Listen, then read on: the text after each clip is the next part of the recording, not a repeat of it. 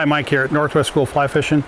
I'm up here on the Lac River I'm in Idaho and about an hour from Montana, and I've been nymph fishing this river, which I rarely do.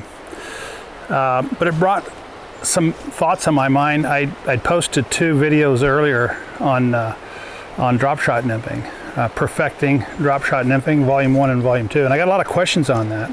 And one of the questions I got more than anything else is, what kind of fly rod should I have? Well, we call them nymphing rods. And, you know, there's all kinds of nymphing rods, and they're confusing a lot of people. There's Euro rods, there's drop shotting rods, there's this rod, there's that rod. They're 11.5 feet long, they're 11 feet, 10.5 feet, 10 feet long. They got 2-weight, 3-weight, 4-weight tips, and they got 4, 5, 6-weight butt sections, and they have fighting butts on them. And I don't know which one I need. And the question is, it's almost a subjective thing, but what kind of fly rod do I need to drop shot nymph with? And the best way I can say that is it's hard to tell someone what kind of fly rod they should use because it's confusing and subjective. You ask my opinion, I'm going to tell you what I think you should be using.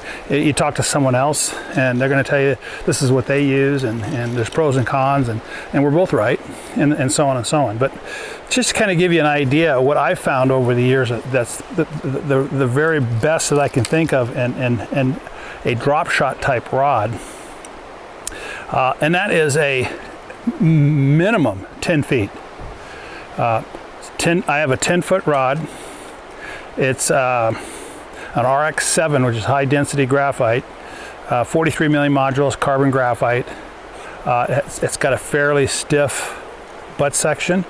And I use a 6-weight rod because I'm using a lot of weight. Keep in mind, a trout doesn't know what kind of rod you're using. So you can get by with a 5-weight. I know some drop shotter guys that like to use 5 weights. But I like the 6-weight. But more important than that is it's got to be 10 feet. And the reason is because, and that's why you see all these Euro rods and Czech rods even going higher. The reason is because the cast is not made in the butt section. The cast is made at the tip. So by adding 12 more inches to your fly rod tip, it's going to give you a little more power to move that.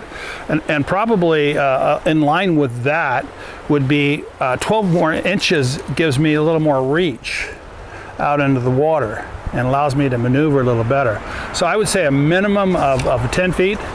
A 5-weight or a 6-weight rod would be fine. I prefer 6-weight. It's a little beefier in the butt, and when I'm casting a lot of weight, that really helps me. But by and by, it's what works best for you.